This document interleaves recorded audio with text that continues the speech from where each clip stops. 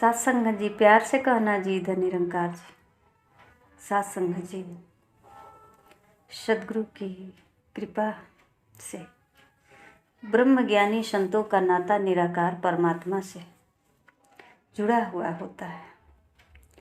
सदगुरु ने ब्रह्म ज्ञानी संतों को अपनी दिव्य दृष्टि देकर निराकार प्रभु परमात्मा का बोध एवं अनुभूति कराया।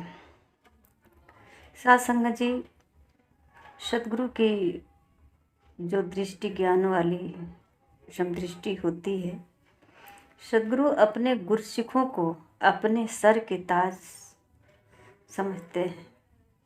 सच्चा गुरसिख अपने सदगुरु पर पूर्ण विश्वास भी रखता है और उसी को सदगुरु अपने सिर का ताज रखते हैं। कहते हैं कि ये गुरसिख हमारे सिर के ताज है। सत्संग जी, सदगुरु के ऊपर जो विश्वास रखते हैं उसके जीवन में कभी किसी प्रकार की व्यवधान नहीं आया, गम नहीं आया। आया तो पर सत्संग जी कभी उसे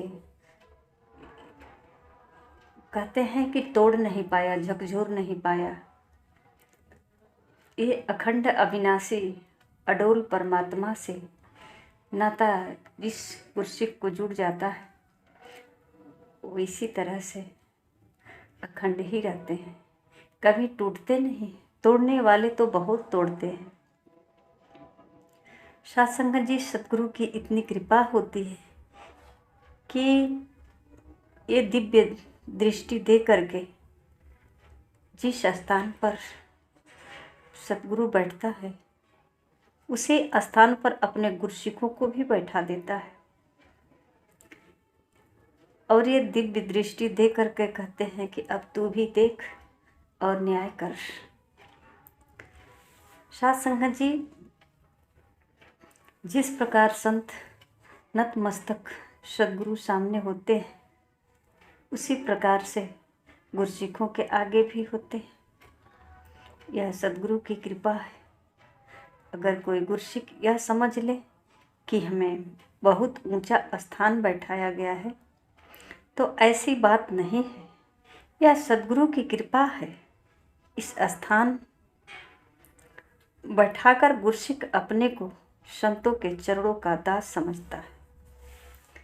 सत्संग जी, जिस स्थान पे सदगुरु बैठता है उस स्थान पे गुरसिखों को भी बैठने को मिलता है। पर सत्संग जी, जैसे गुरु के आगे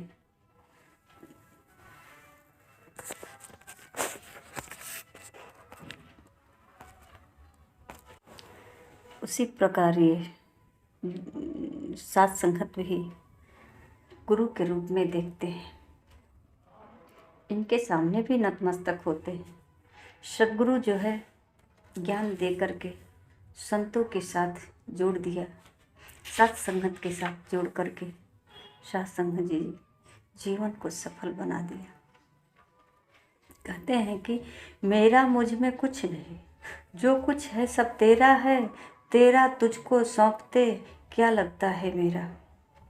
तू ही माता है, तू ही पिता है, तू ही मेरा, तुझको पहचान हमारी है। तू राजा हो सृष्टि का, तेरा बालक नहीं दुखियारी है। सत्संग जी, ऐसा ऐसा भाव गुरसिखों के अंदर आ जाता है। सदगुरु को पा करके कहते हैं, पायो जी मैंने राम रतन धन पायो।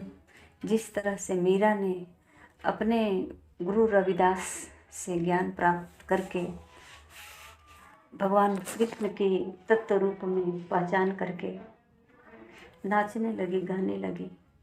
सत्संग जी, इसी प्रकार जो है, जो गुरसिख अपने गुरु के चरणों में आकर के नतमस्तक होकर के और ये दिव्य दृष्टि सदगुरु के द्वारा मिल जाता है तो सत्संग जी ये भी कहते हैं माला माल हो गया, खुशहाल हो गया।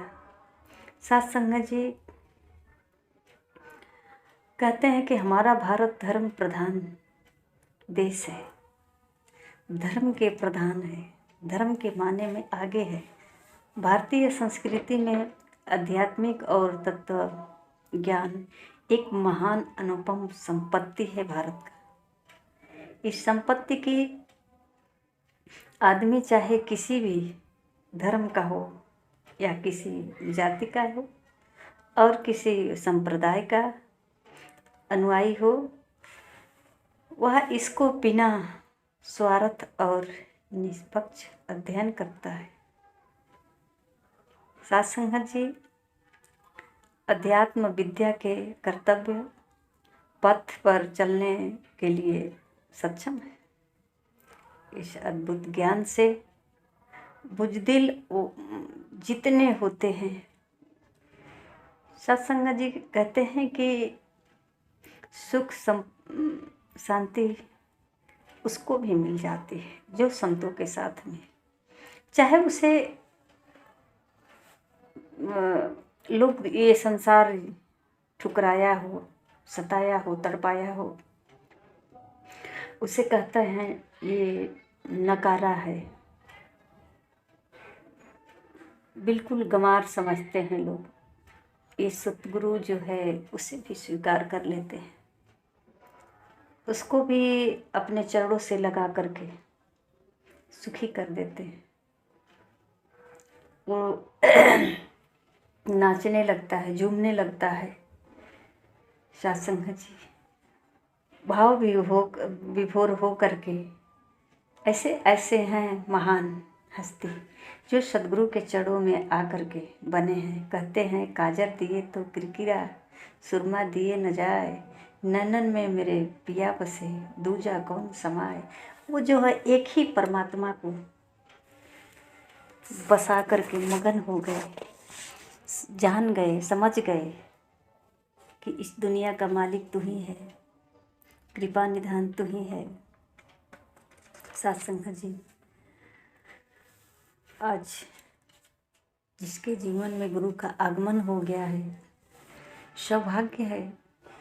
भाग्य की बात तो कहते हैं कि बड़े भाग्य मनुष्य पावा, पर सत्संग जी मनुष्य का तन पाने के बाद अगर सतगुरु मिल गए, गुरु मति पर चलने वाले ही नफरत की दीवार गिराते हैं, गुरु वचनों पर चलने वाले ही हर मानव को गले लगाते हैं। ऐसी कला मिल जाती है और खुशहाल हो जाते हैं। इसलिए कहते हैं कि मनुष्य का जीवन तो मिला, पर सद्गुरु अपने चरणों में लगा करके जीवन जीने की कला सिखा दी है। अब कोई टेंशन नहीं, कोई बैरी नहीं, कोई अपना नहीं, सिर्फ एक है। कहते हैं एक को जानो, एक को मानो, एक हो जाओ। ये सब प्रभु परमात्मा का रचना है, सब प्रभु परमात्मा का अंश है, सबसे प्यार करते हैं। सत्संग जी, सद्गुरु अंतर्जामी होता है।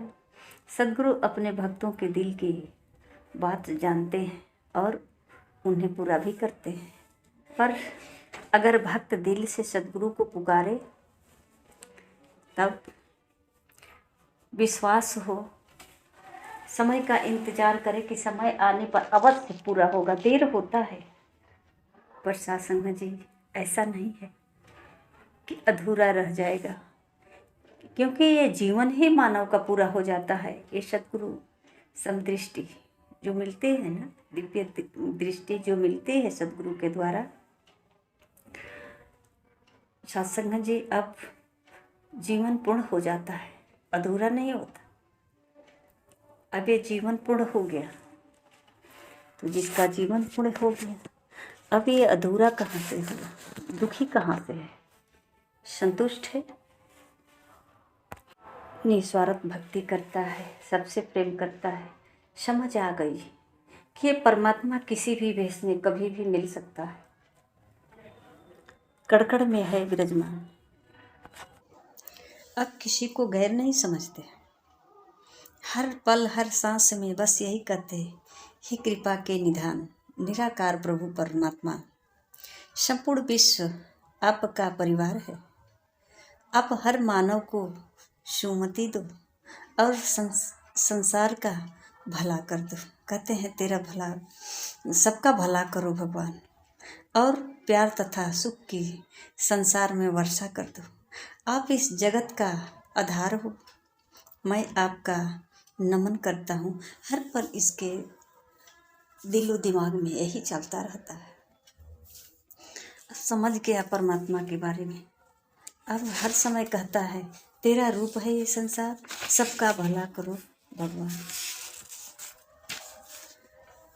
कहता है कि अनसंग तुझको देखकर अवतार करे अरदास। अब अनसंग में महसूस करता है, हर पल महसूस करता है। साथ संगत जी, ये जो कर्म है मानव के लिए ही है, किसी और योनियों में नहीं मिलेगा ये ज्ञान, और ना तो कोई इसे दे सकता है। कोई ऋषि महर्षि जानवर, पशु पक्षी आदि को नहीं ज्ञान दे सकते। अगर मानव आ जाता है इनके शरण में तो ज्ञान देंगे, एक दिव्य दृष्टि देंगे, भक्ति भजन या जीने की कला सिखाएंगे। पशु पक्षी को क्या सिखाएंगे? पशु पक्षी तो जैसा है वो ठीक है, उसे नहीं कहना पड़ता है कि तू कुत्ता बन, तू बिल्ली बन, तू जानवर बन, तू पशु बन, पक्षी बन। वो तो जैसा है वैसा है। केवल मानव ही मानव के रूप में इसके अंदर मानवता नहीं होता है। मानवता न होने के कारण गुरु की जरूरत पड़ती है। और सतगुरु कहते हैं कि मनुष्य जन्म का मूल कर्तव्य पर आत्मा की प्राप्ति करना है। सत्संग जी, अपने आत्म तत्व का बोध करके परमात्मा की प्राप्ति करके अपने जीवन को सहज बनाए। सद्गुरु प्राकृतिक और ब्रह्म को अलग अलग करके इंसान को ब्रह्म का ज्ञान कराते हैं। नौ प्राकृतिक, दसम ब्रह्म ज्ञान प्राप्ति के बाद ही इंसान को ब्रह्म और जीव के संबंध का बोध हो जाता है। ब्रह्म ज्ञान ही ऐसी शिक्षा है जो लेना नहीं देना ही सिखाती है। आज सत्संग जी संसार में जिसके अंदर से लेने की चाहत लुप्त हो गई, उसे किसी प्रकार की कष्ट नहीं हो सकती है। क्योंकि संसार में आज अगर कष्ट है तो सिर्फ लेने वालों के लिए। चाहे प्यार चाहिए, धन चाहिए, मान सम्मान चाहिए, या जो कुछ भी चाहिए, इस चाहत में ही दुख है। और जिसके पास चाहत नहीं है, सिर्फ देना जानता है, सिर्फ देना जानता है, तो सत्संग जी अब दुख किस बात के? कहते हैं कि प्रभाव और स्वभाव में बहुत अंतर होता है। सत्संग जी, संतों के बीच जब रहते रहते संतों का प्रभाव पड़ता है तो स्वभाव बदल जाता है। और स्वभाव जब बदल जाता है तो मानव ज्यों का त्यों रहता है, उसका नाक नक्शा नहीं बदलता, केवल स्वभाव बदलता है। और संतों के प्रभाव से, सद्गुरु के प्रभाव से उसका जीवन जीने की एक नई जरिया मिल जाती है और तरीका ही बदल जाता है। सत्संग जी, आज अगर जिसके जीवन में गुरु का आगमन नहीं हुआ है, दासी तो यही विनती करती है कि अब जो बची खुची जीवन है, सांसें है, गुरु को जरूर धारण करें। मिल जाएंगे गुरु इस धरती पे।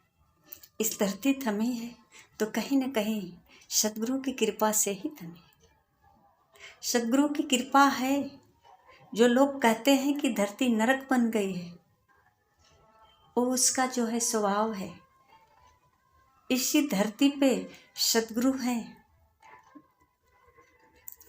ज्ञानी संत महर्षि सब इसी धरती पे हैं, तो कैसे नरक हो सकती है? क्योंकि उनकी प्रभाव हमारे ऊपर नहीं पड़ा है। और जिसके ऊपर प्रभाव नहीं पड़ा है वो कहता है धरती नरक बन गई है। और जिसके ऊपर संतों का प्रभाव पड़ा, सतगुरु का प्रभाव पड़ा, उसका जीवन स्वर्गमय हो गया। जीते जी लोग तो मरने के बाद सोचते हैं कि स्वर्ग मिलेगा, मरने के बाद स्वर्ग में जाना चाहते हैं, इतनी कठिनाई सहते हैं। जीते जी सुख भोगना है, जीते जी स्वर्ग में रहना है, स्वर्ग बनाना है, स्वर्ग में रहना है, स्वर्ग की अनुभूति करना है। पहले तो बात यह है कि स्वर्ग है कैसा, कोई तो बता दे स्वर्ग है कैसा। क्या नाचने गाने को स्वर्ग कहते हैं? हंसने खेलने को स्वर्ग कहते हैं? क्या है स्वर्ग, कैसा है स्वर्ग? शासंग जी, सतगुरु बहुत दयालु है। जो इनके चरणों में आ जाता है इसे कुछ बाकी नहीं रह जाता। मनुष्य जीवन का उद्देश्य पूर्ण रूप से पूरा हो जाता है। आइए सत्संग जी, हम सतगुरु के चरणों में आकर के अपने जीवन को पूर्ण करें। प्यार से कहना जी। धन्य निरंकार जी।